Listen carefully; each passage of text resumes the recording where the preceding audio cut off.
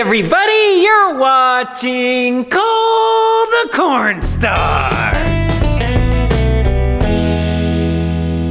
Buenos dias, dobre ranak, good morning, welcome to the farm. It is 6:30 in the morning right now. It's about 18 degrees. We have a little bit of snow on the ground, and today we are going to be on the farm, and we are planning on working in the underground movie theater. Cooper, Zach, Justin, Roman, and my dad are going to be on the farm in a couple hours. I am currently on my way up to a farm meeting that starts at 7 a.m. and it gets done at noon, so they're all going to get started working in the underground movie theater for a few hours, and then once my farm meeting is done, then I will be coming back to join them. We made it here just in time. I'm 3 minutes late. Hey everybody, you're watching Cole the Corn Star. Oh, it was Cole's job. But anyway, good morning everyone. We're continuing to freeze. Justin is doing a great job of sweeping everything. Are you cold? Yeah, I'm starting to freeze up right in here. It is 8:30. We started at 8, so let's take a break. What's this? We start at 8.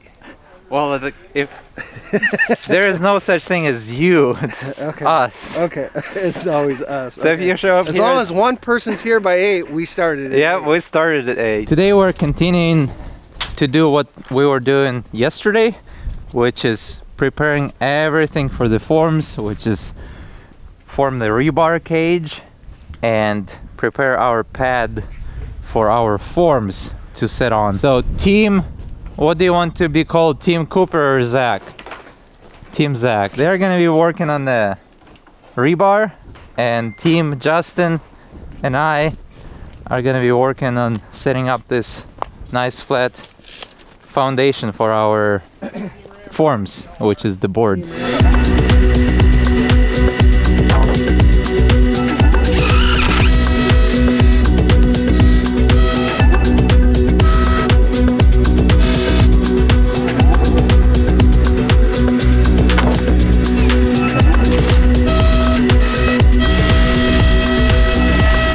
Cooper just ran out of wire, so we're taking a little break to warm up. So how is coffee? Is it your first time? I've had it a couple times, but it's been a long time. I pretty much like reset my plate. It's just as bad as I remember, but I'm gonna get through it. Trust me, sugar, like I said, sugar would have made It's gonna big work out difference. about good because we're gonna get down there and I'm like, oh, I gotta go to the bathroom. 30 minutes later, lunchtime.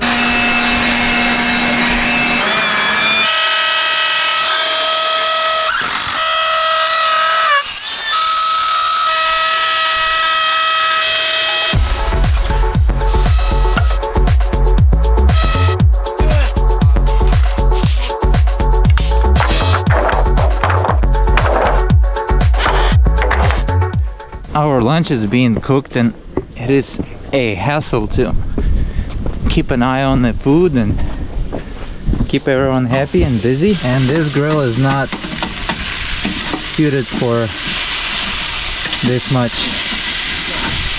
many steaks.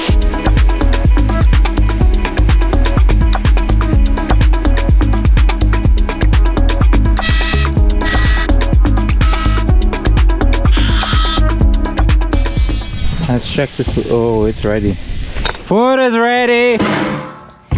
Thank you. Ain't getting out of this chair if I eat this. We're done with lunch. Everyone is geared up, and I want to take a moment to thank you, Cole, for these bibs. They really made a big difference. Yesterday I was just freezing to death. Of course, I put another layer here, but these bibs are super comfy. And what do you call them? What's the word I'm looking for? Can't remember. They're really good. Thank you, Cole. We're going back to work.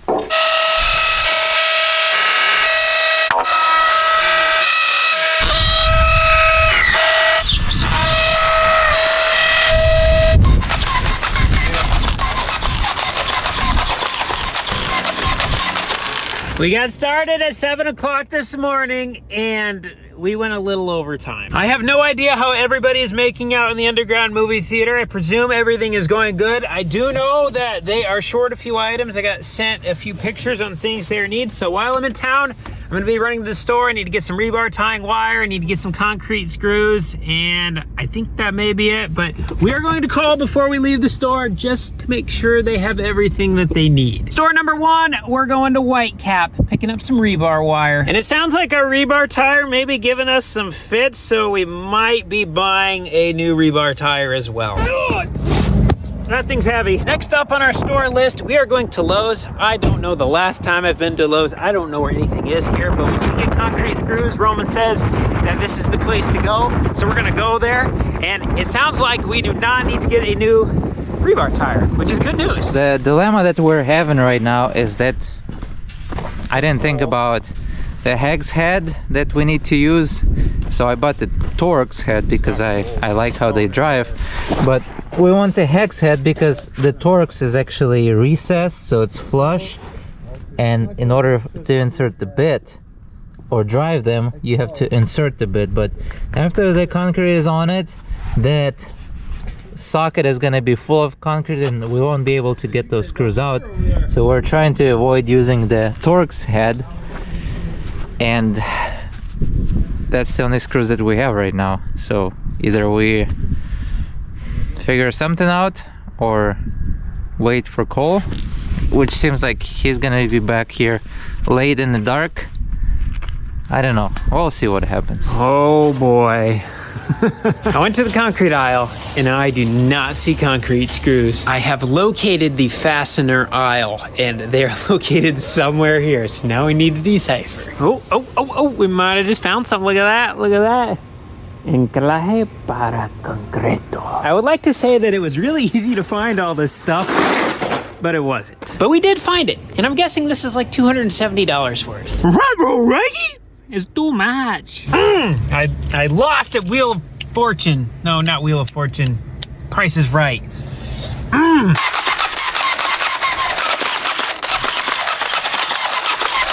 Due to lack of material, because of partially my fault, I did buy these screws that we can't really use, and I'll show you why.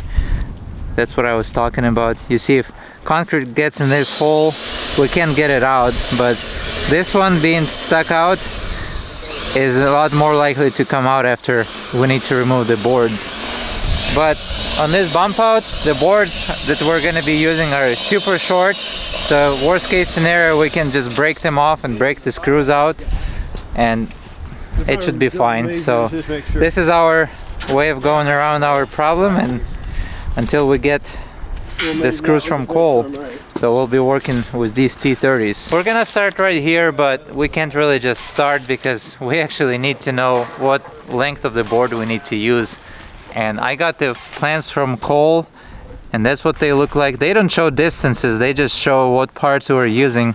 So we need to find these parts, measure them, that way we know what length this first board is going to be, then measure all these parts, this next board.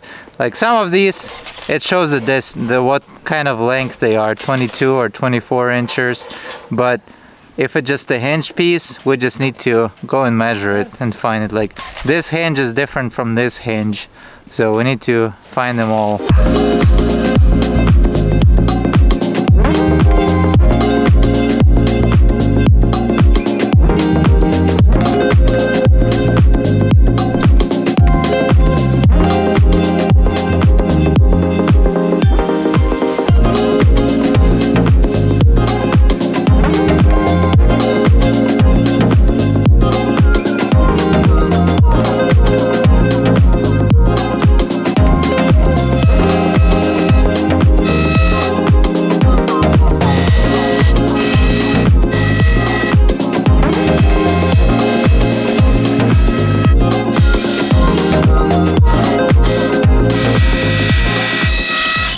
I made it back from town all safe and sound. When I ended up going by the underground movie theater, it was completely dark. I was able to peek down in the hole a little bit. It looks like the guys are getting a lot done. Big thank you to Justin, Cooper, Roman, my dad, and Zach for coming out today. While you guys were doing the super hard work, I was off in meetings in a nice cushy environment, and that means a lot to me that you guys are willing to work even when I'm not there. Now, I don't like doing that. I like being hands-on with everybody as we are doing stuff, but sometimes that is just what we have to do. And as much as I don't like leaving the jobs that are working with my hands, I find that extremely enjoyable. Leaving the jobs that are working with my hands sometimes is extremely important, because when I leave and I go to things that have people who know how to do things that I don't know how to do, that gives me an environment where I can learn. And then I can bring those things that I learned back to the farm, back to the group, and then I can start implementing those things that I learned with my hands. And then it brings the entire rest of the crew up with me, and it also brings me up, and it allows us all to do new things, which I find extremely cool, and it's what I really like to do. So as much as I didn't like being apart from everybody today, I did it to be able to help everybody else and bring everybody else up with me with all the new things that I've learned. So I was super excited about what I learned today, and I am super excited also to be getting back to it first thing in the morning. So we're gonna try to get started bright and early. It's supposed to be like 50-mile-per-hour winds tomorrow, so we're gonna try to work as much as we can. So I will see you in a few moments, which would be a second for you, 10 hours for me, but we'll see you in the morning. Buenos dias. So for today, we already got Cooper, Zach, and Justin down here. Roman should be on his way, and then my dad is over at the bin site right now. He just got done filling a semi. And if I'm not mistaken, there might be another one pulling in here shortly. Apparently they're talking winds up to 50 miles per hour today and a high of 30 degrees, so it's gonna be windy, but it is fortunately not going to be super cold, or at least not super, super cold. But for today, we are planning on continuing what we were doing yesterday. It looks like they made out phenomenally. This bottom board, they just have a little spot left over here in the bump out to get put on the inside. This bottom board is where our concrete forms are going to be sitting on top of. So the inside of the bottom board is going to be the inside of our forms. This is going to give us a nice place where we can screw our forms down. So once we get things set up and we get it lined up with the inside, we can just screw it, and then we don't have to worry about anything moving. So I don't know if this board is necessary or not, but it's what we're doing. We are also utilizing this board to get it shimmed up, so that way this is perfectly level all the way around the entire underground movie theater.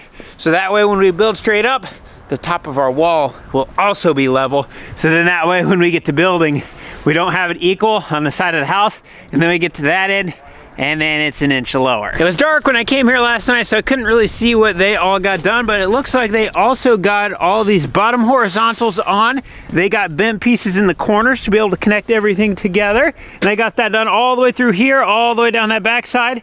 And so now I think they just have the bump out left, and then that little spot right there. So it kind of sounds like the plan of attack is Justin and Roman are gonna finish setting these boards over in the bump out. Cooper, Zach, my dad are gonna finish laying out these horizontals, and then they are going to start putting the rest of the verticals in on that side. And then while they're doing that, I'm going to be addressing this pile of verticals right here. I basically need to cut like this much off all of them. How you feel, Coop? How do I feel? I'm tired of this. Hey, Justin, I did not ask you how you felt. I feel awesome. Just a great day. Stop whining. You ever get tired of working with Justin? Never. We need to find a paint marker. Now, if I was a paint marker, where would I be? Oh, here we go, big paint marker. Our wall is going to be 12 feet, 8 inches tall right here, and our pieces of rebar are currently 13 feet, 8 inches, so 12 foot 8 is right here. Now, we don't want to make it exactly as tall as the wall, so we're gonna back it off 4 inches, so we need to take our paint marker and make a mark at 12 feet, 4 inches. And we're just gonna kind of do this the quick and dirty way. It doesn't need to be precise. This is going to be hidden behind concrete. So we're just gonna go whoop, something kind of like that. Close enough, good enough for who it's for. Whee! All right, now we cut. Hey, you got the hammer over there? Oh, give her a little more than that. That's probably.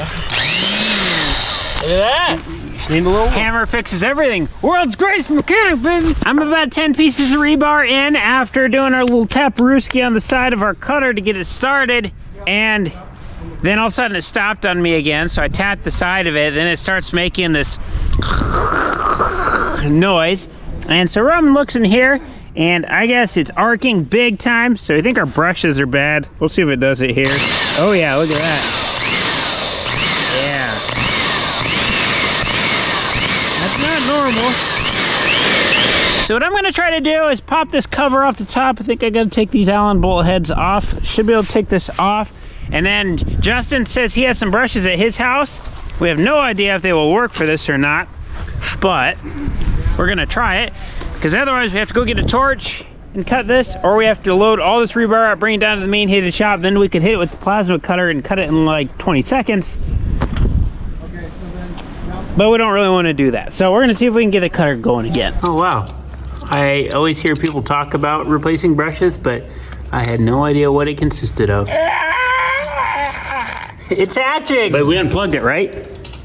Oh yeah, that's safety first. You know? So what happened? The spring somehow overheated, and it wasn't pushing against the rotor anymore, and didn't have a connection. And when it did, it had such a big gap that was arching like crazy. We thought that maybe this DeWalt chop saw would have brushes that were similar, but these ones are plug-in ones. So this is a brush right here, and then this is a brush right here, where the ones over on that cutter are just the spring ones, so it's completely different design. So this is not going to work. This is not good. We're probably gonna have to resort to grabbing the torch because I don't know how else we're gonna cut it. I would use the chop saw, but for whatever reason, our chop saws keep tripping the breakers about every 10 seconds. So with all the bar that we need to cut through down there, we would literally be there all day just to cut 20 of them. So probably gonna need to run down and get the torch. Actually, we are going to try something different. The concrete form guy just showed up with another half a semi-load of forms. It's the last of our forms. I'm gonna get him unloaded quick. And then there is a possibility that the rebar bender that Cooper and Zach are using right now has the same brushes that the rebar cutter has. We got them from the same place, so the chances are high. So we're gonna get this unloaded and then pull the brushes out of the rebar bender. Then hopefully that works. Then we won't need to go get the torch. Like a champ.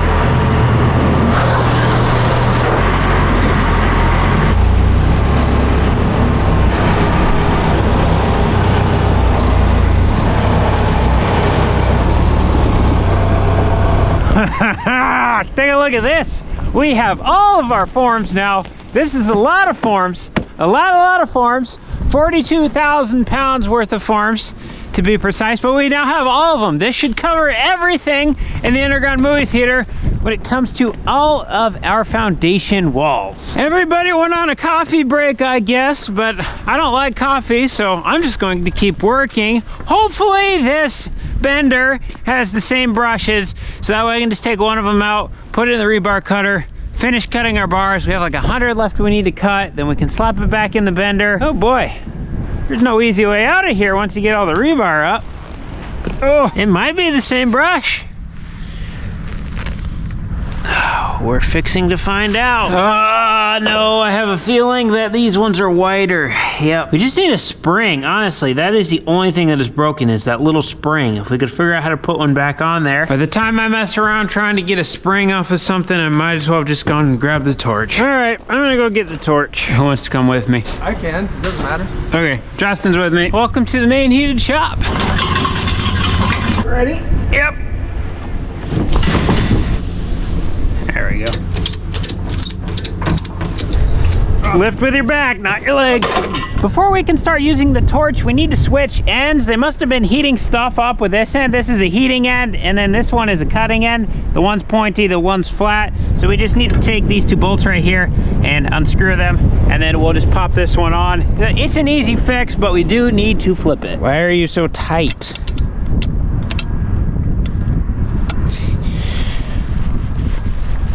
Oh my goodness. Oh my goodness. Oh man, looks like I need to get some more pliers. What is going on here?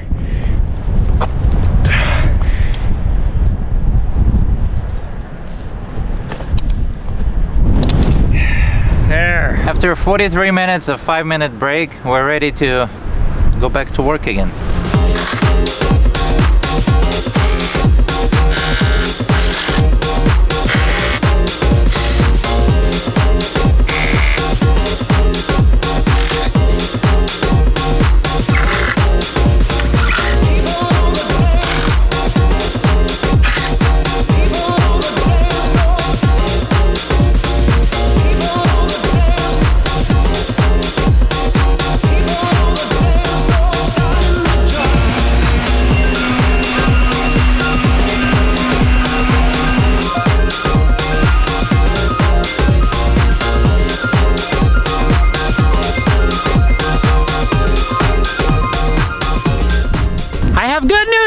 Bad news. The good news is I already have 12 of these cut to the 12 feet 5 inches that we need. The bad news is I need to cut 88 more.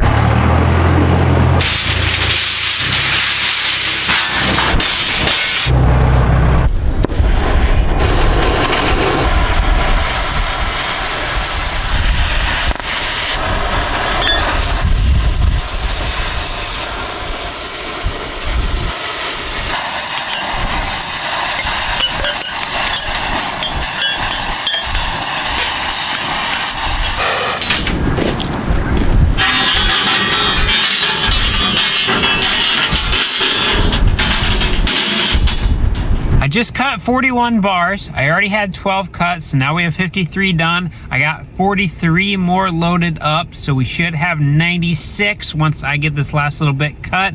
But Dad just asked me to go help him get a bin running. It just thawed out a little bit ago. We got above freezing, so we're gonna try to take this opportunity to get our hopper bottom bin running. Oh boy. If we look way in the back right there, right where it's nice and shiny, right there where that green thing is, I think there's a chunk of ice down in there, icy, rotten corn that is plugging up the bottom of the hopper bottom. Now we don't have this bin completely full.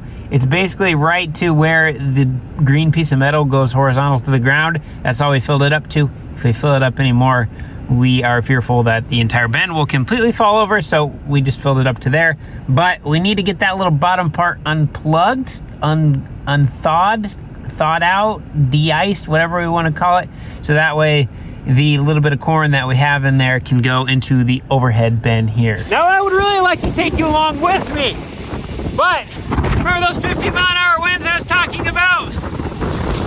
I think they're here. Holy cow, it got even windier. Dad and I got in there with crowbars. Well, we had a little cover plate we could take off on the side, got in there with crowbars, everything was all frozen. I stuck my phone up in there, took a video, you couldn't see anything, it was just all a big frozen mat of corn. We ended up poking around in there for a while. I broke a couple chunks off, and then slowly but surely we were able to hammer up a crowbar further, and then we got a longer crowbar, and then we got up into the bin, and it felt like there was nothing there, so I'm wondering if a chunk of something got bridged over actually up in the bin. And then I was able to take the concrete vibrator of all things that we used to vibrate the concrete. We could stick that up in there, we could hit the vibrate, and we could wiggle it back and forth, and I think we got a hole about this big started, so it's running. It's probably gonna take a day of running to clean that bin out with a hole that big, but it's running.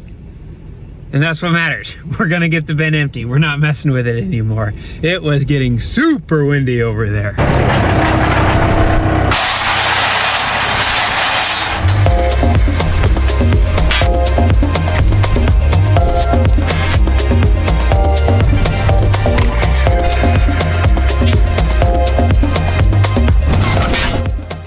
Cooper and Zach have a little method figured out here. Cooper's running the tire. Zach is standing back for a perspective, and he tells Cooper which way he needs to move these verticals, so that way they're lined up perfectly straight up and down.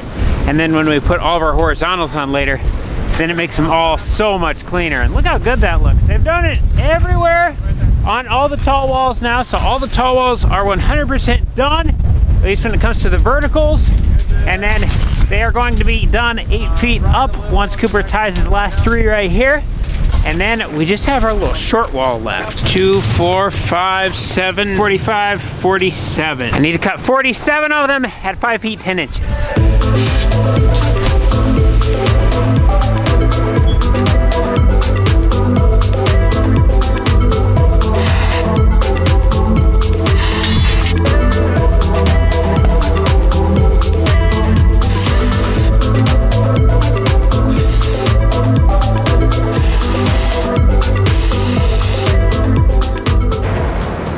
We got so close. We have 32 pieces left to cut, and then all of a sudden I'm cutting along with the torch and it's not doing anything. Took my goggles off. I'm burning black. We are completely out of acetylene, so we have no more cutting fuel, which honestly, it's not a bad thing because the wind is starting to pick up something fierce now and it's starting to get super cold. I actually had my torch blow out a couple times from the wind.